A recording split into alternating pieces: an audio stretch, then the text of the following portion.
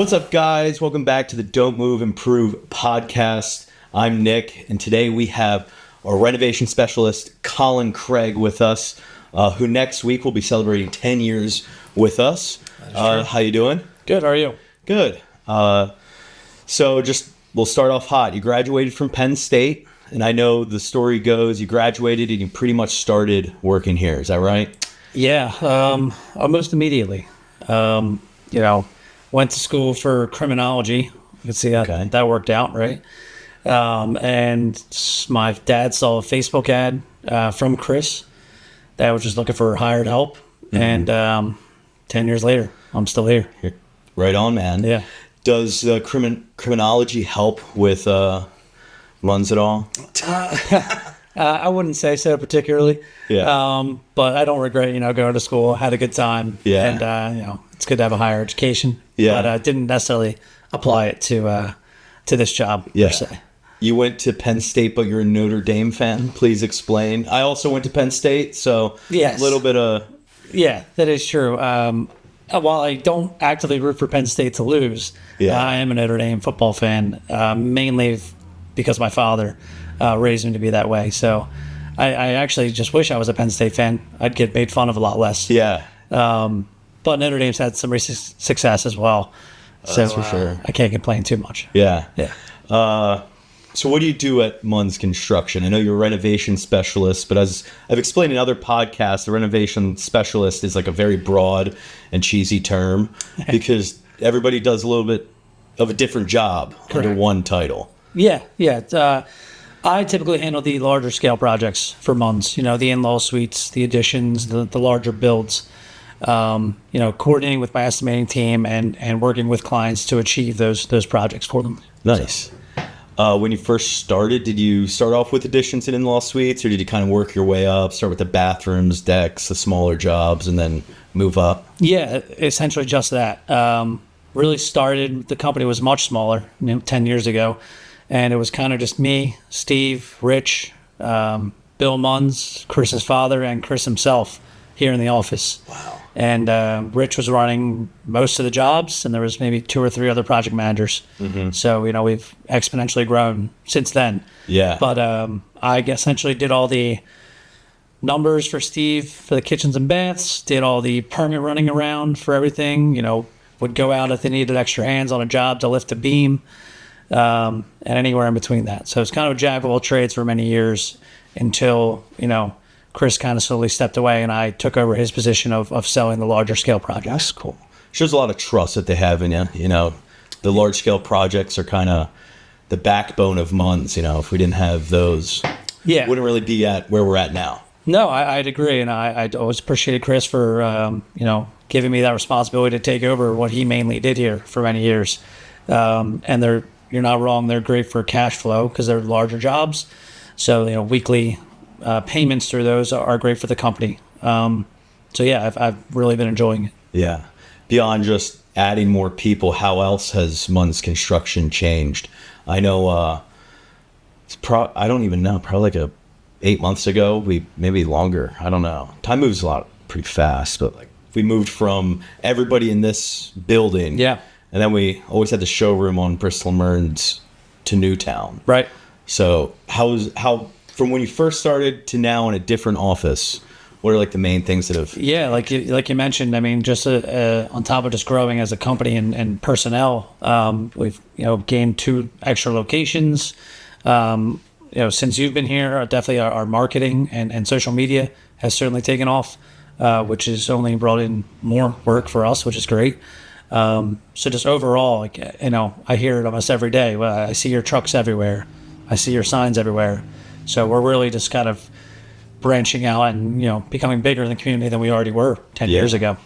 Yeah, we now have a commercial that's out. Yep. And fun fact, the 2 people in the commercial, other than Chris, Mike, Matt, and Jeff, is my sister and my brother-in-law. Oh, yeah, I didn't know that. Yeah, so I hear from them that they get recognized at the gym or while they're out. They're like, hey, we've seen you on TV. Yeah. And I originally told them, I was like, yo, one, I asked them because when you work in marketing and you're doing commercials and stuff, not a lot of people want to do that. And because you have to take off work. Yeah. You know, it's a long day to shoot a commercial. But they were super into it. But I was like, yo, you're going to hopefully get recognized if I'm doing my job right. And they are. Right. And I hear from a lot of clients, like they see our commercial and it just adds to the our brand awareness, which is cool. Yeah, and people like the fact that, and I state this to clients a lot, that, you know, the main complaint I hear from people is like, am I going to be able to find you or talk to you if there's an issue? You know, we're not a fly-by-night company. We have locations you can come find us at. And, you know, the commercial also solidifies just how professional we are, right? So people like that we're, you know, a bigger company, but not too big to worry about the small jobs and things like that as well. Yeah. One of the main things I've tried to emphasize is that we're still family owned. Yeah. I think because we're growing so much, people thought we've been bought by private equity or some scheming other business. But I'm like, nope, it's still, Chris is still in the office and Fred is occasionally around. But even his sons are now. Like Shane's in the office, Christian is doing his own thing. Yeah, so it's great. And I also stress that too, that the family aspect business is great when dealing with clients. They love to hear that. And also love to hear about Fred, Chris's father. Oh, yeah. You know, still slowly working with us at the age of, I think, 85. He might even be up to 90 at this point. Yeah. I think 90. Yeah. I don't remember. Yeah. So it's great. People do appreciate that. Yeah. Speaking of clients, how do you guide homeowners? Because I know when you get an addition and in-law suite, that's a lot of money. Yep. You know, hundreds of thousands, if not millions of dollars. I'm sure that type of client is way different than someone that's just trying to do a quick bathroom reno, you know? Yeah, and it's a good thing and a bad thing, because a job of that size, their expectations are also, they know it's going to be a big undertaking. They know it's going to be expensive. So whereas, you know, me selling these larger jobs, there's not as many companies you'd want in this area to be building that kind of project for you. So it's my job to separate ourselves from the other competition. But when working with clients, we just try to, you know, establish what their main goals are and, you know, make sure it makes sense for all parties involved. What is one piece of advice you wish every homeowner knew before starting a renovation project? That most clients seem to have an understanding of this, but until you get in there, you see how understanding they are. But I would advise people just to know that something is either not going to go wrong in the sense that it's a major problem, but there's going to be bumps in the road, and you are going to have to work through them. And, you know, at the end of the day, you know, we want to have a beautiful project built for you that you're happy in. So, you know, we're going to do everything we can to work through those issues with you. I know a lot of my friends and family that ask, like, I have a few family members that are looking to buy houses and stuff. And I always tell people, like, yo, you don't have to buy the perfect house. Your first house doesn't have to be perfect. You can always renovate it or whatnot. And they're like, well, how much would it be to renovate my kitchen? And I'm always like, there's so many different factors. And everybody gets so frustrated with that answer. But I'm like, I always tell people too, like, in my experience renovating my house, like, you sometimes rip up floorboard and there's rotted floor, or like a windowsill's been leaking for 15 years and you have had no idea that was going on, and that just increased the cost of everything.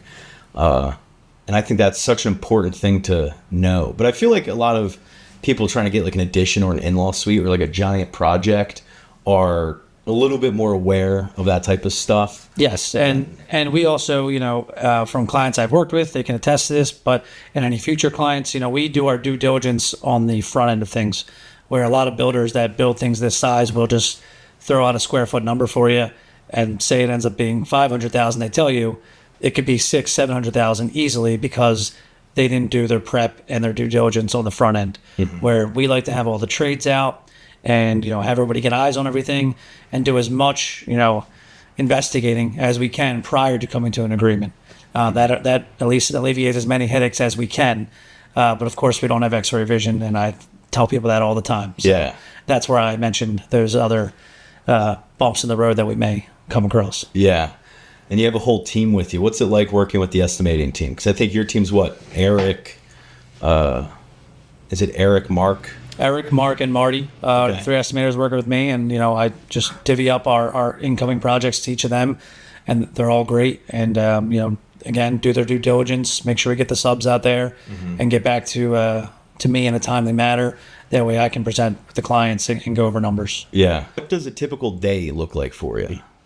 So so typically I'm again, when I started here, I was kind of doing it all, running around, doing the numbers, doing the permits, things like that. Now I'm more client facing, and getting back to my clients. Like a typical day is me making sure that anyone that's waiting for anything gets an update. Any contracts that are potentially going to be signed, I'm checking in with them to see how we can move that goalpost or move, get that done and get them in the schedule. And really just, client relations, just making sure everything's up to date, everyone's up to speed. And if they are waiting for something, they know when to expect it. Yeah. I think that's like the number one thing in pretty much any business. People just want to know that you care and texting them back. Yeah. Updates. Any relationship really that you have with anybody. Yeah. And, I'm not sure exactly. I've heard from probably multiple people here at the company, but, a bad update is still an update. So if it's not what the client wants to hear, but they're updated, it's still better than not updating them. So if you've got bad news, it's better to just tell the client. If it's not what they want to hear, like I said, at least you're being responsive and getting back to them, and you're not hiding away or shying away from the inevitable. So that's not the easiest part of the job, especially when you're in people's houses. Everybody wants everything done tomorrow in this day and age, but that's not always the case in these larger scale projects. Even with like getting a kitchen or a bath, I always tell people it's a long process. It's not something you can do in like a weekend. Yeah, you want it done right. And another thing I tell people when they get on me about schedule or wanting it done tomorrow is, you don't want the guy that can do it tomorrow to do this for you, because what's he doing? He's sitting on his couch waiting for someone. Whereas, we have the luxury of being very busy, and that's because we're good at what we do. So that's kind of mostly what puts our schedule out. Yeah. That's something I advise clients as well, to be weary of the guy that can tell you they can start tomorrow. So It's like that whole middleman philosophy. I think Chris or maybe Anthony was telling me about it. Like, you don't want the guy that's too expensive. You don't want, chuck in a truck. You want to be right in the middle of the pricing, and that comes with, that makes it known that you're a reliable company. Yes. And you're not getting craftsmanship, and you're also not overpaying. Exactly. I tell people, Chris has mentioned that all the time. It's, something he talks to in his early conversations with people, is that, we're generally not the highest. We're probably not going to be the lowest yet. We like to find ourselves in the middle of the road there. But that's definitely the case for these newer jobs. Yeah. Yeah. Any projects that stand out to you? I mean, we've done many, many great projects. There's one being built right now. It is not done yet, but at the end of it, probably will be the most exciting project. Just a, large garage with a golf simulator above it. Yeah. And I've being an avid golfer myself, that's an exciting project for me. So yeah, I'm excited to see. I've been stopping out at that one quite a bit. Yeah. Because I'm like, this thing is next level. My brother lives in West Palm Beach and is super into golf. He has like a golf simulator in his garage, and I'm like sending him pics like, this garage is going to be like the ultimate man cave golf simulator thing. And I was like, yeah, it's going to be very picturesque when it's done. So you'll have your work cut out for you, getting some nice pictures of that. Yeah, I'm excited. That leads nicely into golf. You're an avid golfer. Yeah. When did you get into golf? I wish sooner. I only started really playing consecutively probably 8-9 years ago. But my dad always tried to get me to go when I was younger. It's the classic, golf's for old people. Like, that's what I said as a kid. Golf's boring. And then obviously become an adult, you go out with your friends and you realize it's not the case. Yeah. But no, I've been, trying to get better and better every year, getting out as much as I can. Living in the Northeast is not really ideal, for the winter months. But I really enjoy it. So yeah, there's a lot of public courses around here, though. Yeah. A lot of courses in general. I feel like everywhere I go, at least in our area, there's a golf course somewhere. Yeah. Now, I don't know if they're good golf courses. I like golfing. I'm just not like you and Anthony and Mike and Tony that are like super into it. Right. But I do enjoy it, Yeah, there's plenty of places to get out. There's also a lot of private courses around here that are very nice, and in the near future hope to join one. But for now, I'm just enjoying getting out on the weekends. It's a good time. Yeah. Any favorite course around here? Around here, I really like Makefield Highlands. That's up in Yardley. It's tough to get on there because they have a deal with their locals that get on the preferred times. But whenever I can get on there, I really enjoy it. Yeah, it's really nice. I know you play a little bit of guitar. Yeah. I think I know someone in your family that's in a famous band or something like that. Yeah, you could say that. Yeah. My brother is the bass player and tour manager for Japanese Breakfast, Yeah. if you're familiar. So Did he get you into guitar, or did you get him into guitar? no, he's my older brother, but I wouldn't say, I would say definitely, him being a musician probably led me down that path to play. But I didn't start playing really until I was in college. Yeah. So, but I've been playing ever since. Yeah. You play shows in like Wildwood, right? Yeah, me and a buddy of mine, he plays all around Wildwood, and a couple times a summer I'll get up there and we play some gigs together. It's a good time. Nice. I So- gotta check it out. Yeah, definitely. Couple extra bucks, free drinks for the night. That's what I'm talking about, man. It's a good time. At the Elks ever? Not yet. I hope That so. would be sick. I hope so. I gotta get in there. Yeah, mostly in North Wildwood and around that area. So Nice. When I first started, all the trucks that we had were white Chevys with just our logo on the side. And one of the first things Eric and I started to do was buy new vehicles and get wraps and stuff. You had the single white Jeep, yeah, and now you don't. What happened to that? I miss it dearly. It just crapped out on me one day. Yeah. So I'm not a big car guy. Don't know the specifics of it, but I was told it needed a new engine, and Ooh. that wasn't something that Munz was looking to pay for. Yeah.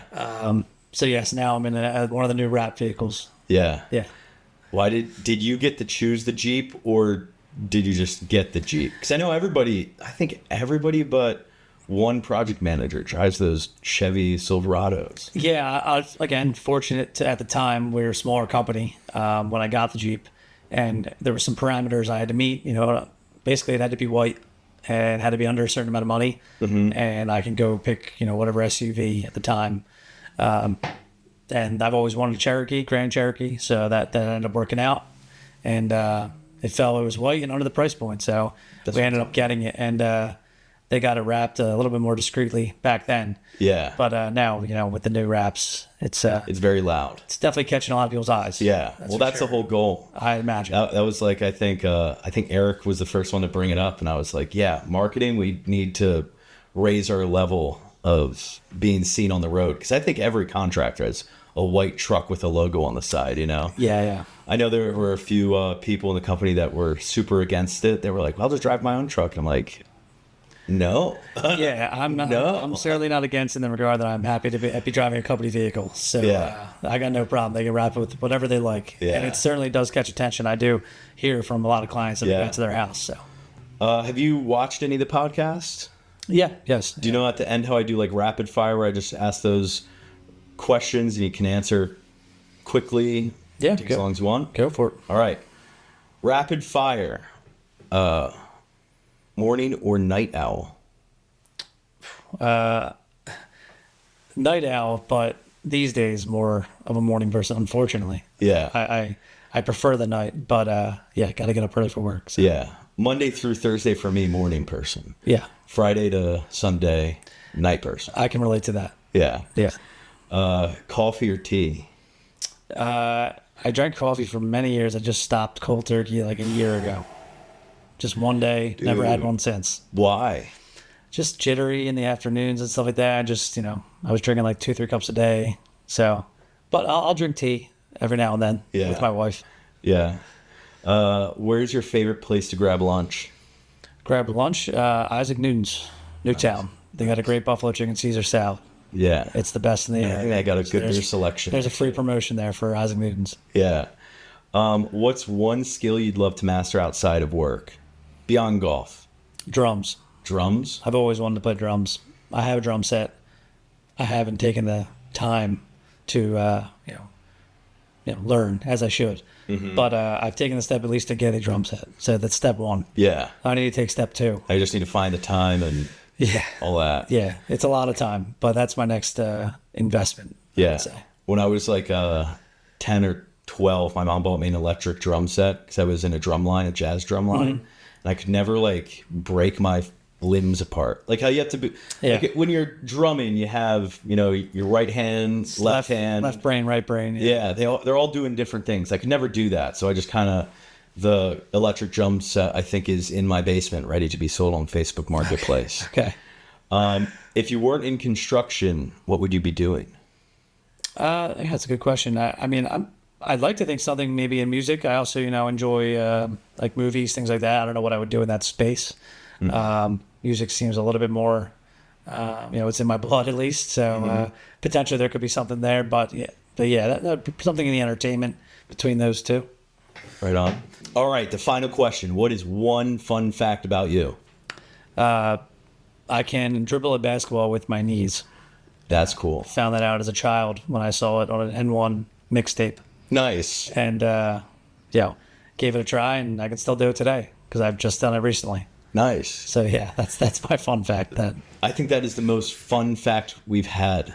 Good. Yeah, usually it's just like, I have 3 kids. Yeah, that's not that fun. No. Well, that wraps it up. So thank you so much for coming. Of course. And we'll catch you on the next one. See ya. Thanks.